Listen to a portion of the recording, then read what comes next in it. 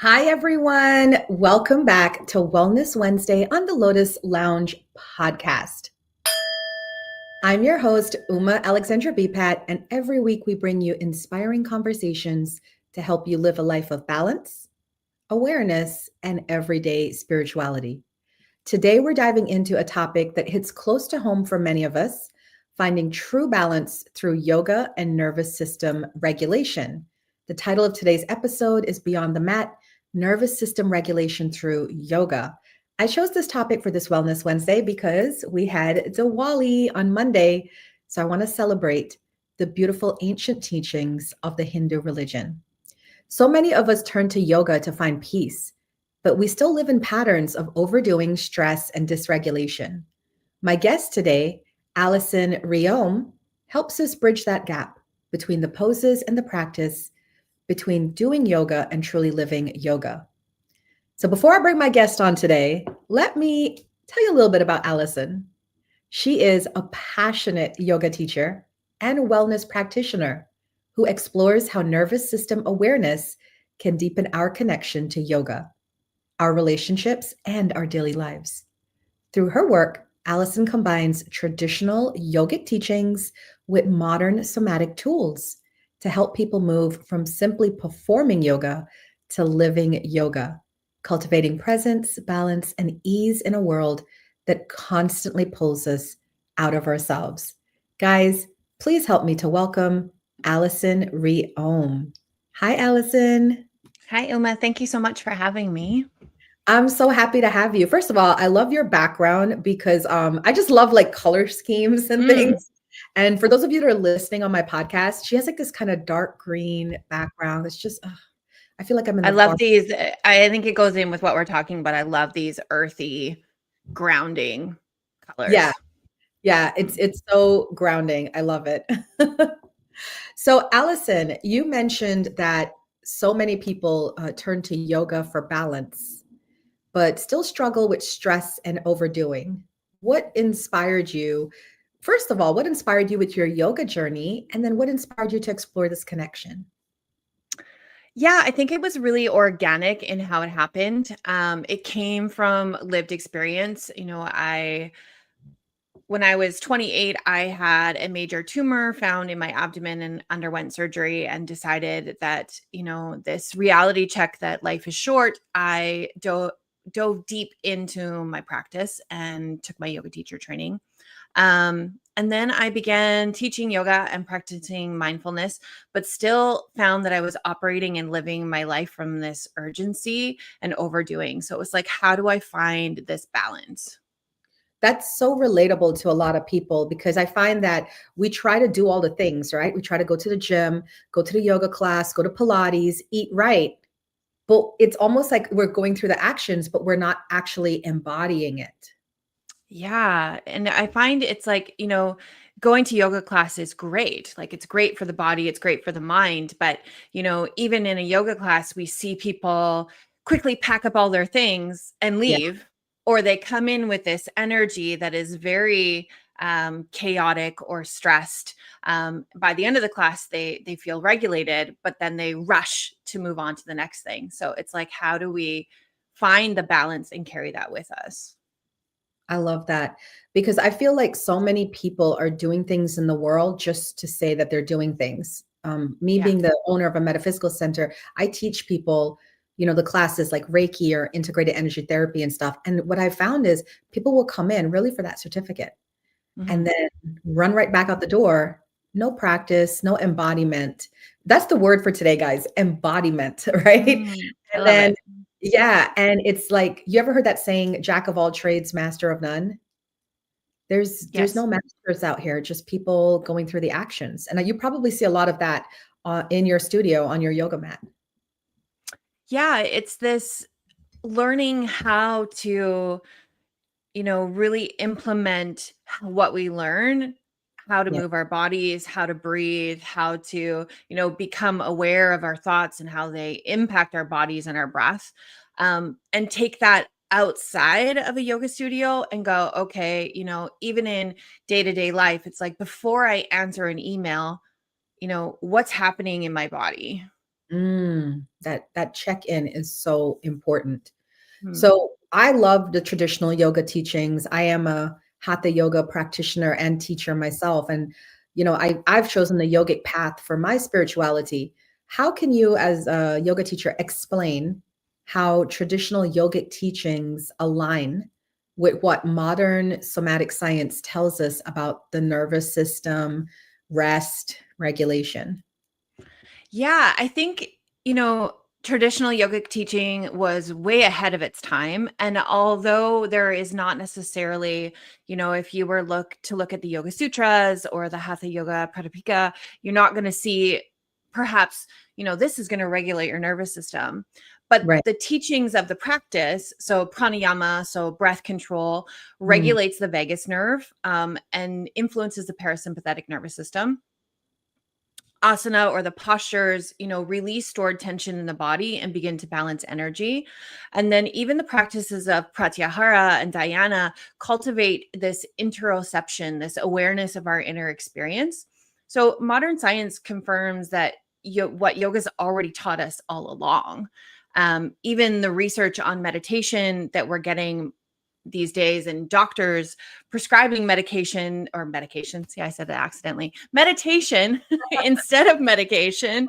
That these tools can help regulate, how we move through the world, our breath, and our connection to others.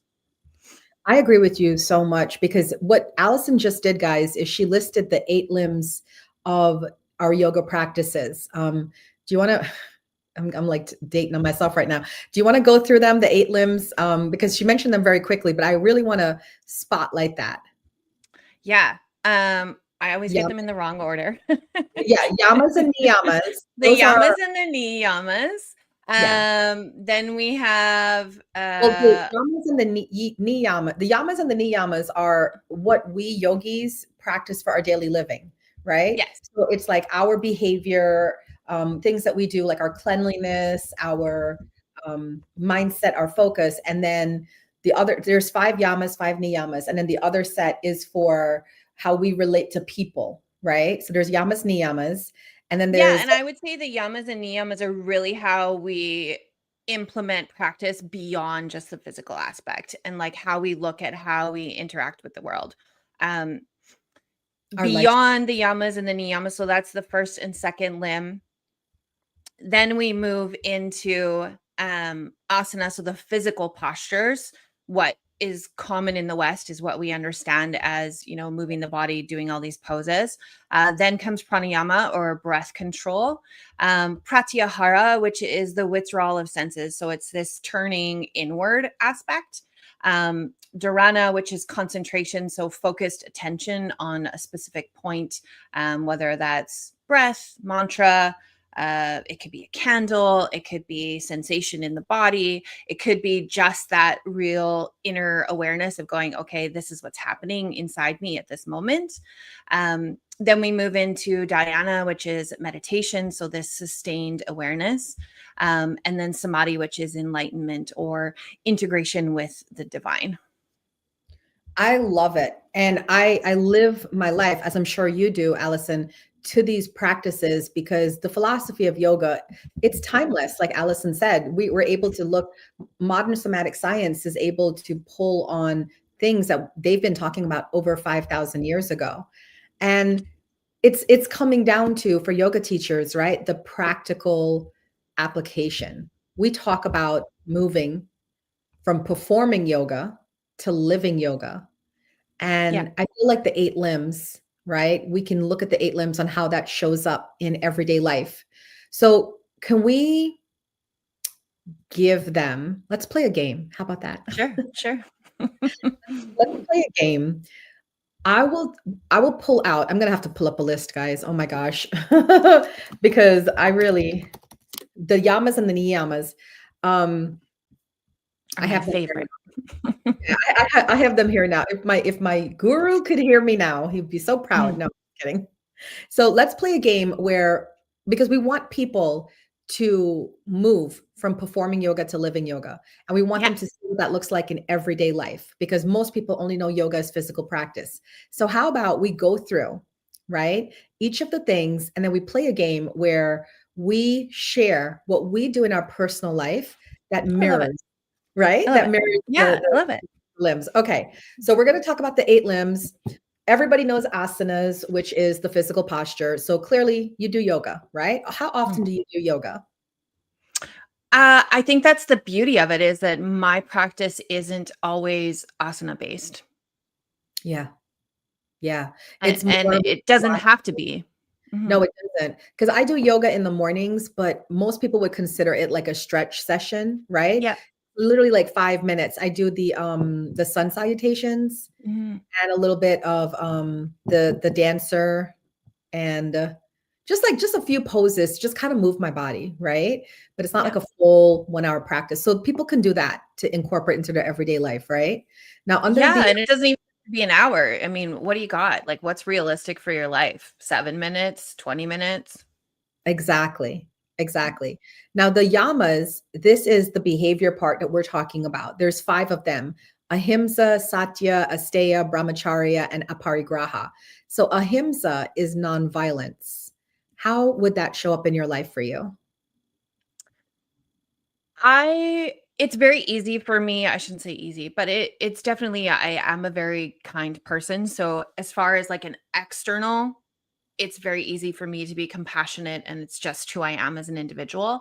For me, when I look at ahimsa, it's like, how do I look at myself, and perhaps what my mind is telling me when I look in a mirror, or how often do I judge myself or beat myself up, and is it really conducive to who I am as a person or how I want to live? I love that because that's how I practice ahimsa. Ahimsa, guys, when we hear, nonviolence, most people think it's violence to other people. But what about the violence we do to ourselves on a regular basis? Oh, you look so fat. Oh, you look so old. Oh, this and that. So I practice ahimsa just like Allison does by being kind to myself, right? Like that's important. Now, Mhm. satya is truthfulness, right? That's another one of the principles of yoga that we practice. How do you practice truthfulness in your life? For me, it's about saying yes when I mean yes, and saying Uh, no when I actually want to say no. ooh, boundaries. So there you Mhm. go, guys. That's a great one. Boundaries and letting people know where you stand. Say what you mean what you say. That's a great practice of satya. Now, asteya, non-stealing. How would you say we can practice asteya aside from the obvious don't steal? Yeah. What else can we use as asteya?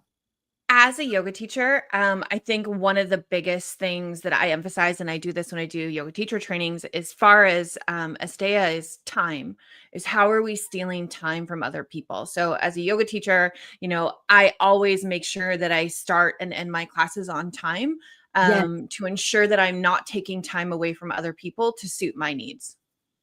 I feel like we're sisters at this point now because all your answers, I can't even come up with like a different answer because it's the same thing. I go to timing, like Yeah, when I'm being mindful of people's time, and I'm very short but polite, when I'm on the phone with people or if I'm visiting, because I'm just mindful about like I don't want to be sitting here taking up their time. They got things to do, so that's a totally. great way.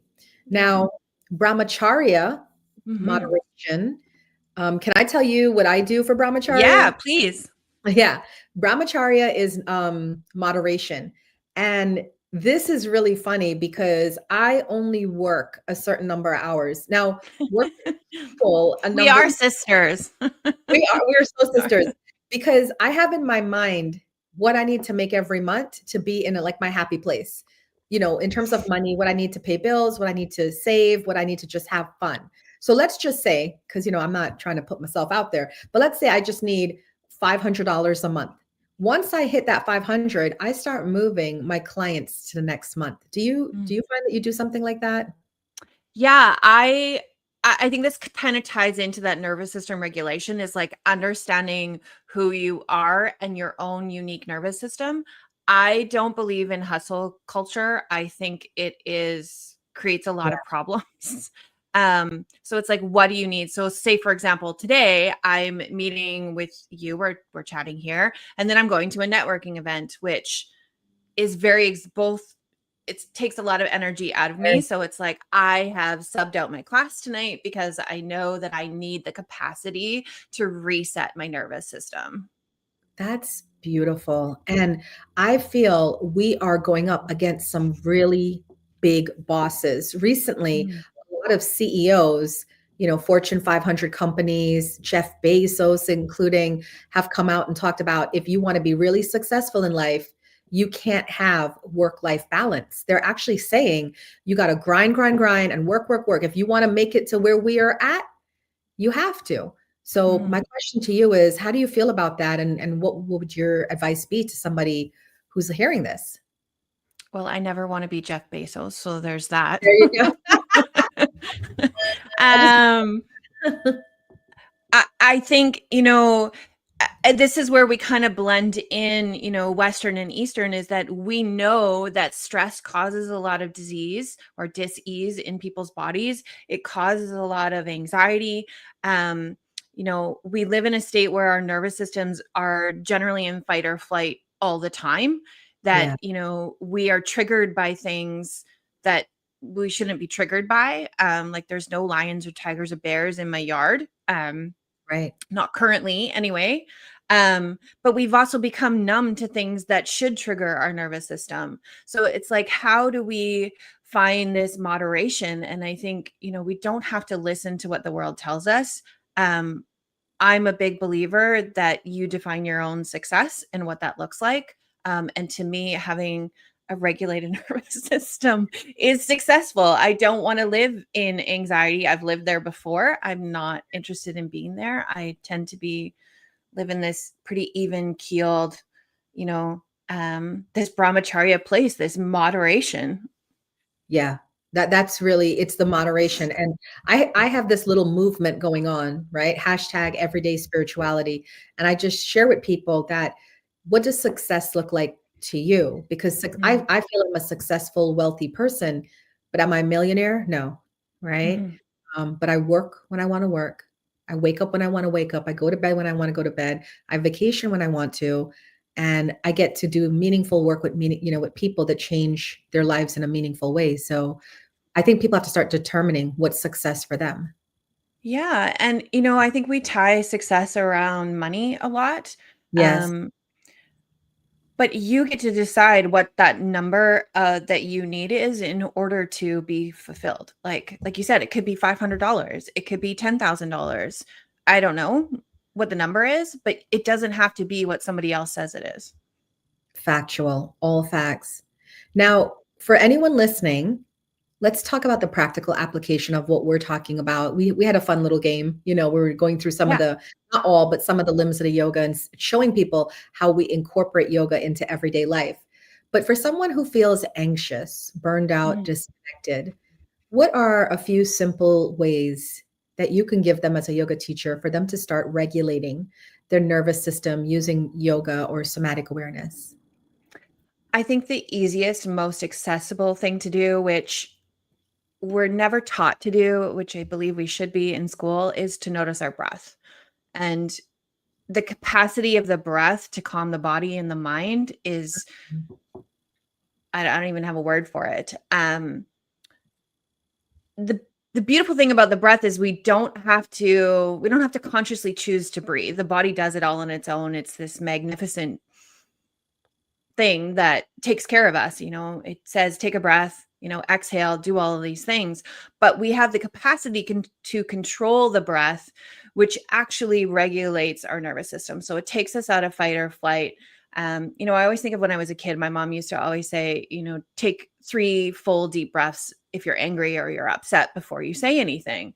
And she didn't practice yoga, but there's so much truth Mm. to that. Is like, before you react, what happens if you take a couple of breaths?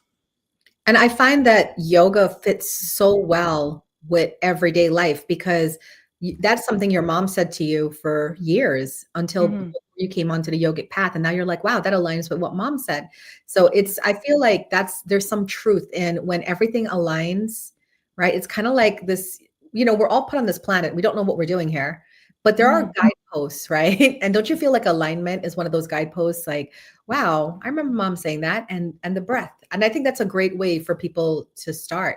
I was also going to ask you, as we coming down to the end of our time together, if someone really wanted to start their journey today to live yoga instead of just doing it, what's one gentle step they can take right now to start feeling more balance and ease? Aside from the breath, the breath's a really good, Mhm. yeah, that's a really good. I would say I'm all about simple application. So, just finding ways to be more mindful. So I find coffee is a great way is instead of Right. picking up your phone in the morning, is Yeah. literally just sit down and drink your cup of coffee for 5 minutes. Don't do anything else. Just drink your coffee. That's it. I have a friend that is a doctor, and we Mhm. were having a conversation one day, and she said to me, "You know what's the problem with the world today? People don't get bored anymore. Mhm. People don't get bored anymore." And I Yeah. said, "Why would that be a problem? You're a doctor. Why are you telling me that people don't get bored and that's a problem?" She said, "Because when you're bored, you create. You have to use your Mhm. imagination. You have to think for yourself. And right now, people are so glued to their phones. They're just mindlessly, numbly just going through life, and Yeah. nobody's creating anymore." So I feel like that fits and resonates with what you're saying. Just Yeah. moment. I love it. And with yoga too, we also push like for mindfulness, right? To just be mindful before jumping into things, like take the time to really, as you say, pause, take a breath, think things over. Yeah. Yeah, it's not so much this performative practice. We see that on social media. We see that on the internet that yoga is like, do a headstand or do this amazing pose that looks beautiful. And it does. But, are we doing that mindlessly? Which, from a physical aspect, if we're doing it without the mindfulness awareness part, we can perhaps injure ourselves just by throwing Right. ourselves into a headstand without any awareness of our bodies or our physical limitations. So it's like, how do we carve out these little moments? It's like if you get an upsetting email, how can you walk away, take a breath, step outside, get some fresh air before you respond? So it's just, and I think the gentle part of it is that it is a practice and there is no perfection in it, is that you'll screw up. Like you will respond to that email out of anger or frustration. But Mm. then can you notice after you've done it and go, okay, yeah, maybe I should have taken a step back, so that we start to train this muscle that is our first response. The reaction isn't the first response, but the pause is the first response. A pause. We're gonna call that the yogic pause. I I love love it. a pause. I love a good pause. Allison, this has been such a meaningful conversation. I love how you've helped us see yoga not as something we go to, but something that we live through, breath by breath, moment by moment. Before we wrap up, can you share how listeners can connect with you or learn more about your work? Where's your studio? Where are you located? What's the name of your studio? Maybe they might want to come take a class with you. Yeah, I'm located in Vancouver, British Columbia, Canada. So I teach in a suburb called Maple Ridge, where I offer weekly classes and offer yoga teacher training in person. You can connect with me at my website at AllisonReaume.com or follow me on Instagram at Reaume, Reaume, Allison with one L. Um, and I look forward to chatting with you. I love it. I will be placing Allison links in the comments below in the links so you guys can follow up with her. Allison, thank you so much. It's a pleasure having you. Thank you for sharing your wisdom and energy with us today. And to all our listeners, thank you so much for tuning into Wellness Wednesday on the Lotus Lounge podcast. Remember, the goal isn't perfection, it's presence. When we regulate our nervous system and listen to our body, we return to balance, peace, and our natural state of harmony. You can watch this replay and all past episodes on my YouTube channel at The Lotus and the Light. And if today's episode inspired you, please leave us a comment and tell us your biggest takeaway. Don't forget to like the video. Until next time, may peace, love, and light guide your path. And may you always remember to live your yoga beyond the mat. Namaste.